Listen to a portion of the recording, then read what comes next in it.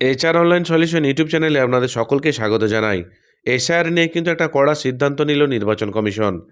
কারণ family register certificate বা পশ্চিমবঙ্গ তরফ থেকে দেওয়া কোনো রেসিডেন্সিয়াল সার্টিফিকেটকে বৈধ করা যাবে না বলে জানিয়ে দিল নির্বাচন কমিশন।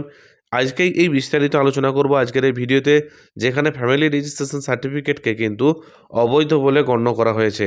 দেখুন এই বিস্তারিত আলোচনা করছি। রাজ্যে যে ভোটার তালিকা সংশোধনের বিশেষ প্রক্রিয়া অর্থাৎ এসআইআর ঘিরে নতুন বিতর্ক তৈরি হয়েছে। এসআইআরের শুনানির নথি সংক্রান্ত বিষয় নিয়ে মুখ্যমন্ত্রী মমতা বন্দ্যোপাধ্যায় আপত্তি তুললেও নির্বাচন কমিশন জানিয়ে দেয় যে নির্ধারিত নিয়মে কোনো বদল হচ্ছে না। অর্থাৎ মুখ্যমন্ত্রী মমতা বন্দ্যোপাধ্যায় এটা আবেদন করেছিলেন বা এটা আপত্তি করেছিলেন যে বিহারে যে সকল নথিগুলো গ্রহণ করা হয়েছে, পশ্চিমবঙ্গে কিন্তু সেই সকল নথিগুলো কিন্তু গ্রহণ করা হচ্ছে না। তার মধ্যে ফ্যামিলি রেজিস্টার সার্টিফিকেট বা স্থায়ী বাসিন্দা শংসাপত্র কোনোটাই কিন্তু এসআইআর ক্ষেত্রে প্রযোজ্য নয়। সম্প্রতি দক্ষিণ চব্বিশ পরগনায় এসআইআর প্রক্রিয়ার কাজ খতিয়ে দেখতে যান রোল অবজারভার ও senior IAS officer C Murugan ও মগরাহাট ও কুলপিতে। তার বিরুদ্ধে বিক্ষোভের ঘটনা ইতিমধ্যেই কিন্তু নির্বাচন কমিশনের নজরে এসেছে। অর্থাৎ ওনারা যখন ওই কাজটি অবজারভার করতে গিয়েছিলেন, দেখতে গিয়েছিলেন, তখন কিন্তু ওনাদেরকে ঘিরে একটা বিক্ষোভ সৃষ্টি হয়েছিল। তবে সেই সফরকালেই সামনে আসে আরও এক গুরুতর বিষয়।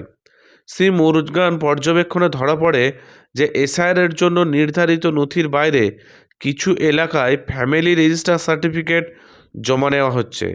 এমনকি কয়েকজন বিএলও কিন্তু এই নথি গ্রহণ করেছে বলে অভিযোগ উঠেছে। অর্থাৎ কিছু কিছু বিএলও সাহেব কী করেছেন, যে ফ্যামিলি রেজিস্টার সার্টিফিকেট যেটি আছে সেই ফ্যামিলি রেজিস্টার সার্টিফিকেটও কিন্তু গ্রহণ করেছে বলে কিন্তু অভিযোগ আসছে। এবং শুধু ফ্যামিলি রেজিস্ট্রেশন সার্টিফিকেট নয়, পশ্চিমবঙ্গ সরকারের দেওয়া যে কোনো রেসিডেন্সিয়াল সার্টিফিকেট কিন্তু এক্ষেত্রে কিন্তু নেওয়া হচ্ছে। উল্লেখ্য, নির্বাচন কমিশন তরফে আগেই জানানো হয়েছিল যে পশ্চিমবঙ্গের এসআইআরের ক্ষেত্রে কিন্তু মোট 11টি নির্দিষ্ট নথি কিন্তু বৈধ প্রামাণ্য হিসেবে গ্রহণযোগ্য, কিন্তু বাস্তবে সেই নির্দেশ কিন্তু ঠিকভাবে মানা হচ্ছে না দেখে রোল অবজারভার ও মাইক্রো অবজারভারের নির্দেশ দেন যে কারা এই অতিরিক্ত নথি জমা নিচ্ছে বা কারা জমা দিচ্ছে বা কারা গ্রহণ করছে তার নিয়ে কিন্তু বিস্তারিত একটা রিপোর্ট জমা দিতে বলা হয়। মাইক্রো অবজারভারদের রিপোর্ট কমিশনের হাতে পৌঁছায় পরে স্পষ্ট নির্দেশ জারি করা হয় যে কমিশন জানিয়ে দেয় যে ফ্যামিলি রেজিস্টার সার্টিফিকেট কোনো পরিস্থিতিতেই কিন্তু গ্রহণযোগ্য হবে না। এই বিষয়ে কিন্তু এসআইআর পক্ষে কোনো ছাড় দেওয়া যাবে না। সেই কারণে প্রসঙ্গত এই ইস্যুতে এই আগেই সম্ভবত সরব হয়েছিলেন মুখ্যমন্ত্রী মমতা বন্দ্যোপাধ্যায়। তিনি মুখ্য নির্বাচন কমিশনার জ্ঞানেশ কুমারকে একটা চিঠি লিখেছিলেন এবং বলেন যে বিহার এসআইআরের সময় যে নথিগুলি বৈধ ছিল, পশ্চিমবঙ্গে সেগুলিকে হঠাৎ করে অগ্রাহ্য করা হচ্ছে। তার দাবি ছিল যে রাজ্য সরকারের দেওয়া স্থায়ী বাসিন্দা শংসাপত্র ভোটার পরিচয়ের প্রমাণ হিসেবে কিন্তু মানায় সাধারণ মানুষের, বিশেষ করে পর্যায়ী শ্রমিকের অনেক অযথা হয়রানির শিকার হচ্ছে। অর্থাৎ এই দুটি সার্টিফিকেট কিন্তু মানা হচ্ছে না বা গ্রহণযোগ্য হচ্ছে না বলে সাধারণ মানুষের হয়রানি হয় বলে কিন্তু দাবি করেছেন।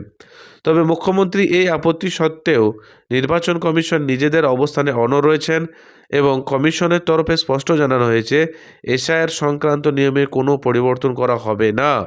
নির্ধারিত নথির মাধ্যমে কিন্তু এসআইআর করতে হবে।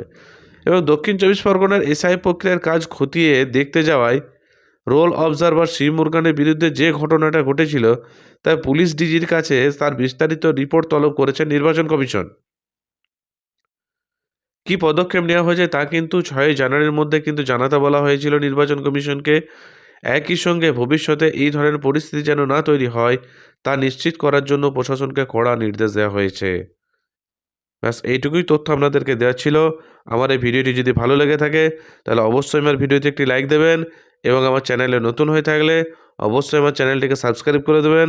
ধন্যবাদ সম্পূর্ণ ভিডিওটি দেখার জন্য। ভালো থাকবেন, সুস্থ থাকবেন।